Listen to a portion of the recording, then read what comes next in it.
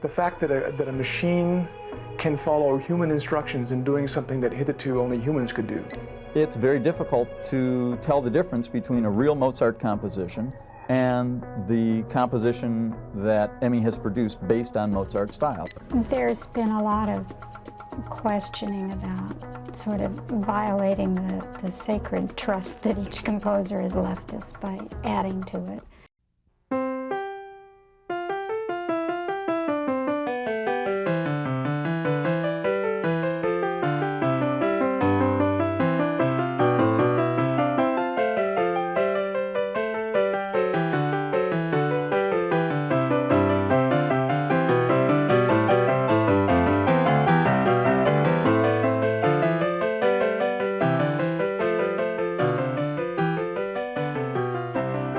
Basically, Emmy, or Experiments in Musical Intelligence, began in 1981 in my garage.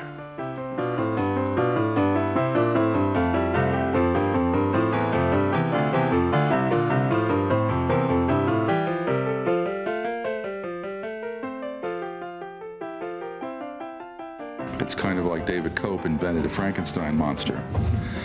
And it's become something entirely different from what he had in mind in the first place. I don't know how many of you have followed David's adventures with his Emmy, E-M-I. Emmy is Experiments in Musical Intelligence, and it's a computer program that composes music. The main thing that's unusual about Emmy is that it works.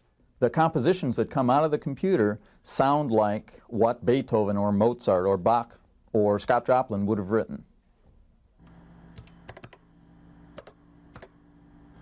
And the most memorable of all reactions was one German musicologist or musician confronted him and harangued him for a half an hour with a big lecture about what was wrong with all of this business.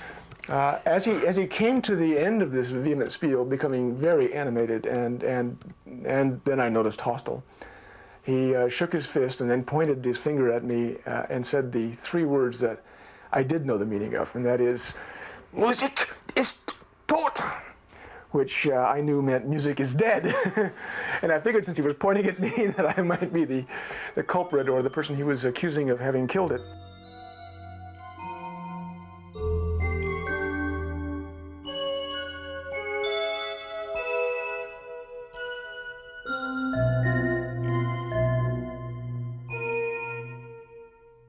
Computers have been used in music in 2 or 3 different ways. They have been used for analyzing music. They have been used for instruments to actually produce sounds, and they have been used as composers or compositional aids. And the Emmy system clearly fits into the compositional system of composers' aids, but it is also useful for analyzing music.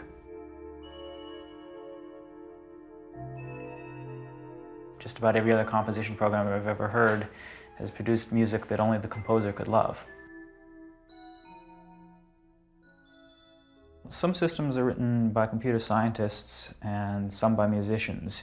Generally, the ones written by computer scientists have fairly sophisticated structures in the program, but the music knowledge that they include is rather limited. They produce stuff that fits the rules in the books and is very, very boring. The musicians who write composition programs usually write very poor programs and often get more musically interesting results out of these programs because they reject anything that they don't like the sound of. Cope's program is one of the few that I know that produces reasonably good sound and has at the same time a reasonably sophisticated structure. The length of time it takes for Emmy to compose depends exclusively on how long the works are that you put in. First of all, it takes an awful lot of time just to sit at the keyboard and type the works in. So you could find me, 2 weeks doing nothing but coding works. The actual compositional process itself is the least cumbersome and the fastest. Once everything's set up and ready to roll, that could take anywhere from 8 hours to a weekend.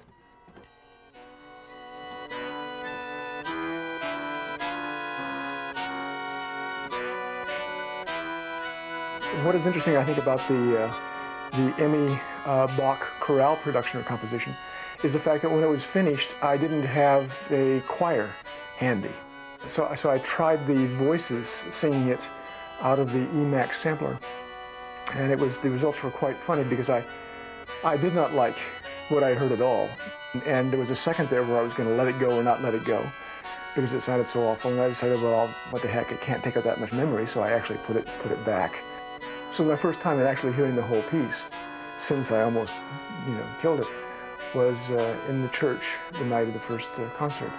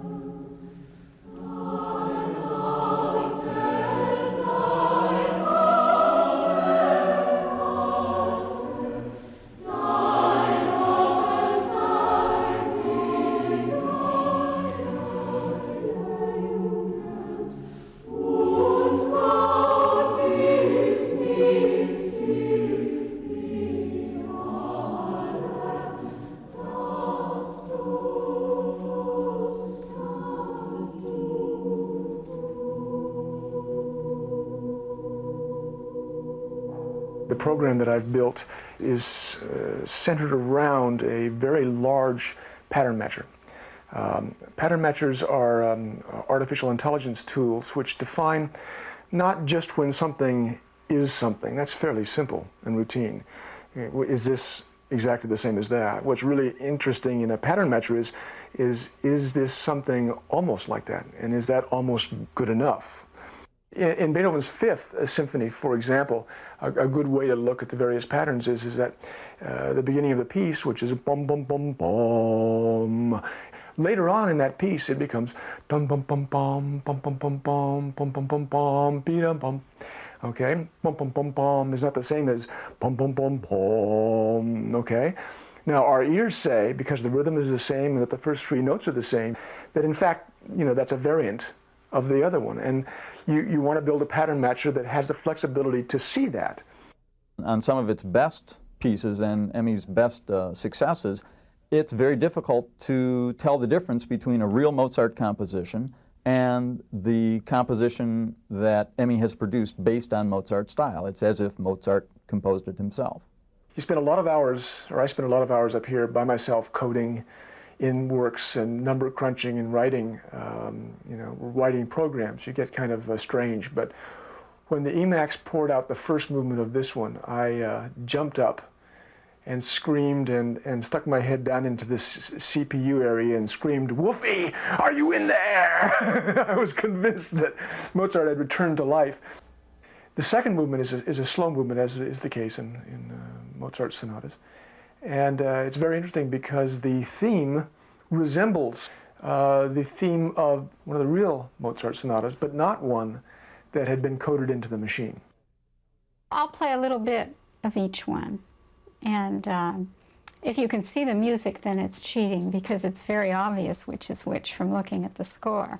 But just listening, I'm not sure I could tell if I didn't know this particular Mozart sonata.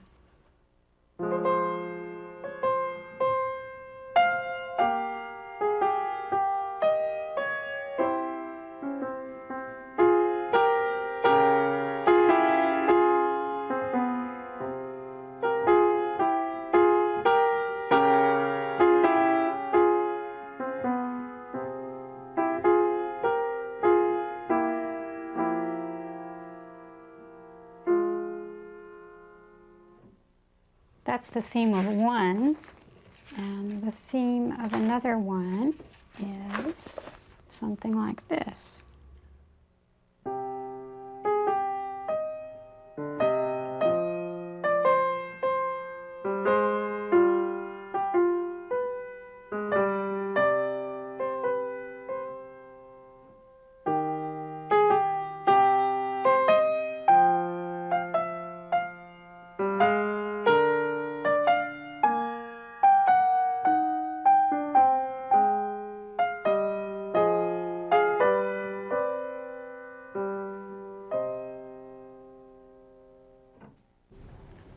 The first one I played was really Mozart.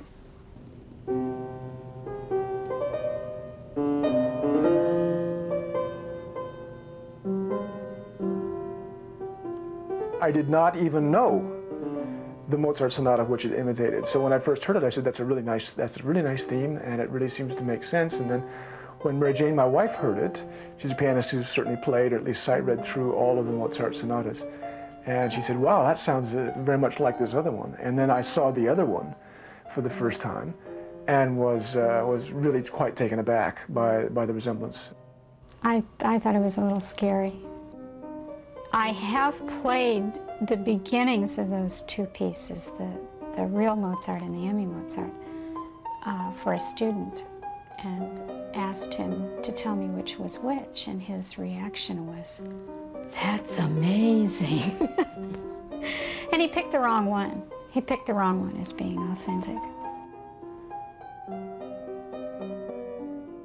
If he put in one sonata by Mozart and asked this machine through its sampling and its study of the piece to create a Mozart sonata, that would not be enough data for the machine to be able to really come back with a sense of Mozart's style.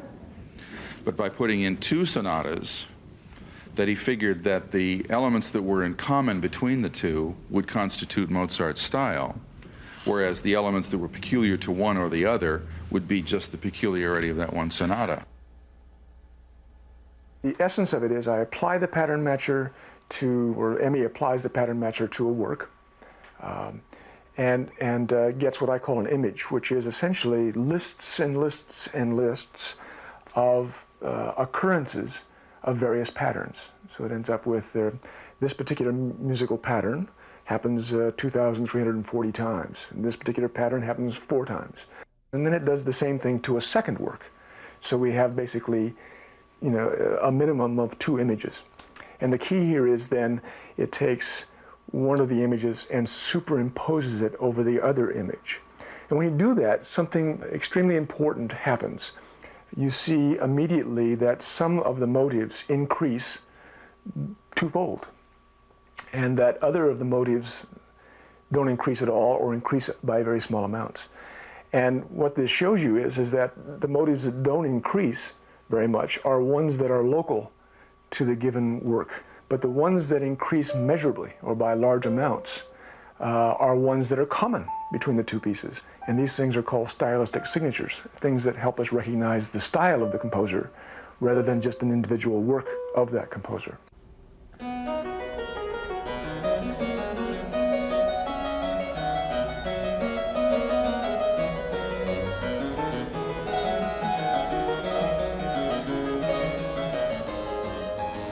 Emmy was born out of a conflict between me and my own compositions and/or compositional ability, to the extent that I had a commission in 1981 and I could come up with nothing. I had complete composer's block.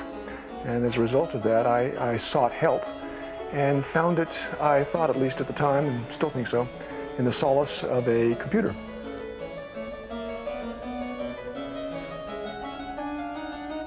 The emulations of Bach and Mozart and so forth are a byproduct. I never intended those to happen. And in fact, I kept people from hearing them for a long time, figuring that it was my first step to some kind of Disneyland sainthood. I did those composers only to prove that it would be effective on my own style. Being unable to describe my own style, it was easier to try and describe the style of Mozart. When it's used as an aid to get over a composer's writing block, I think it's a fascinating tool. not so much for the fact that it can then produce music in the composer's own style and help them get around that block, but I think it's an incredible learning tool for the composer in what it shows that the composer won't do. The fact that a machine can follow human instructions in doing something that hitherto only humans could do, that is, write fairly successful imitations of master Western European composers, is, I don't know, it's almost uninteresting. What I sensed was that it worked well in short, circumscribed pieces that could be easily defined and worked well by rules. At this stage, it doesn't really know the difference between a good melody and a bad melody. And then when it got into more complex pieces, it had somewhat more difficulty. You can get likenesses, but the originality is never going to be there because it's based on copying the original work in the first place, isn't it? I am first, last, and always basically a composer. And all the program that's gone by in the last 8 years, all the centering on musical style of mostly other composers has kept me from my work.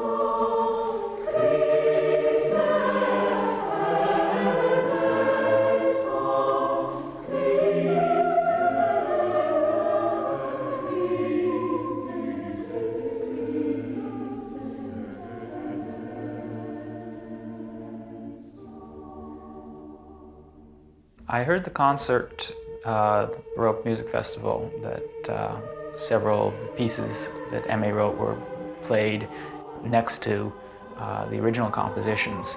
And I found pieces that M.A. played were quite interesting to listen to. They did have recognizably similar styles. In some cases, it wasn't easy for me to tell which pieces were original and which pieces were composed by M.A.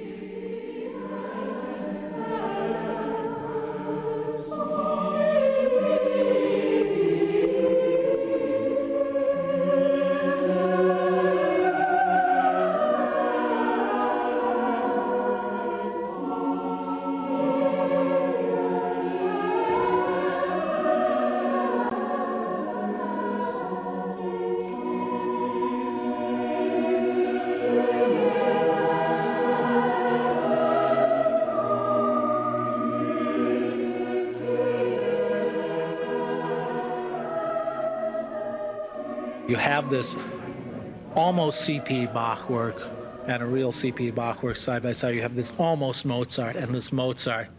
And even without knowing anything of the details of how M.E. works, or even without knowing that it was done by a machine, just saying, okay, here's something that's almost like C.P. Bach, but it's not quite. What's the difference? And just thinking about that problem can shed considerable light on what's going on. There's been a lot of questioning about sort of violating the sacred trust that each composer has left us by adding to it. But I think that that's something that the initial reaction might be to something like this, one of shock and horror. But when you step back and look at it objectively, it's really a study in style. And the amazing thing that we discovered with this was that there really hasn't been much study of style up to this point. A full-blown definition of style in general and of particular styles really hasn't been focused on very much by musicians or musicologists. What constitutes style is not just something interesting or musical, it is the use of that thing that's interesting over and over and over again over a period of time. Every musician, every music historian, every concertgoer who's at all sensitive can immediately or almost immediately identify the individual styles of a large, large number of composers. And how, in fact, do we do this? The sort of elementary observations that one finds in standard music history textbooks don't begin to explain it.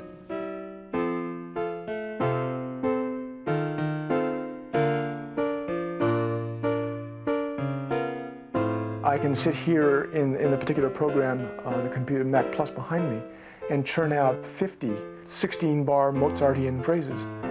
And one could imagine a future in which people preferred to listen to fake Mozart over Mozart. I would hate to think that would happen.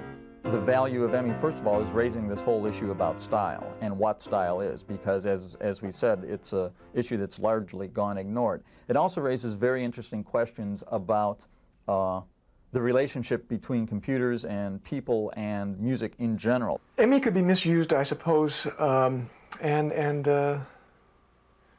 misused very, very badly. From the totally pragmatic side, I think Emmy does have the potential to replace composers to some extent. And I would imagine that in certain areas it would be very successful at it.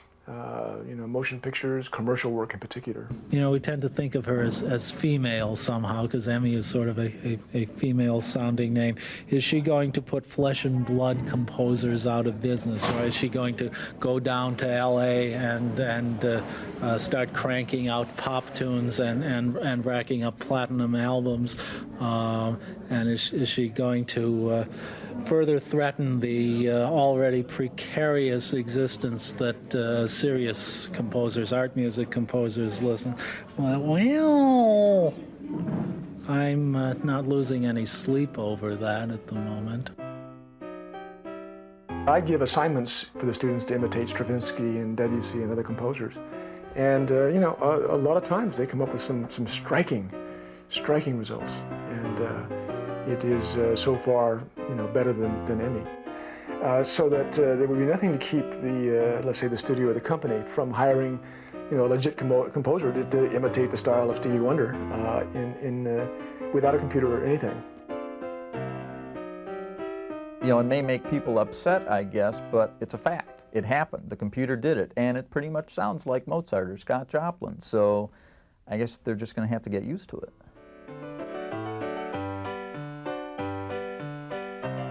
Would I buy an Emmy record? Oh yeah, I think I would, yeah. I might, out of curiosity. No.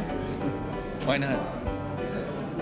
It's not, I don't find it to be as inspirational as the real music is. It's extremely fascinating and extremely interesting, but doesn't inspire me. I don't regard it as very likely that computers will ever create great music. It's true that I don't believe that any of the stuff that is produced is anywhere near as good as the real stuff. I think it's quite possible that computers will produce large quantities of the low-quality music that is already produced in large quantity by human composers.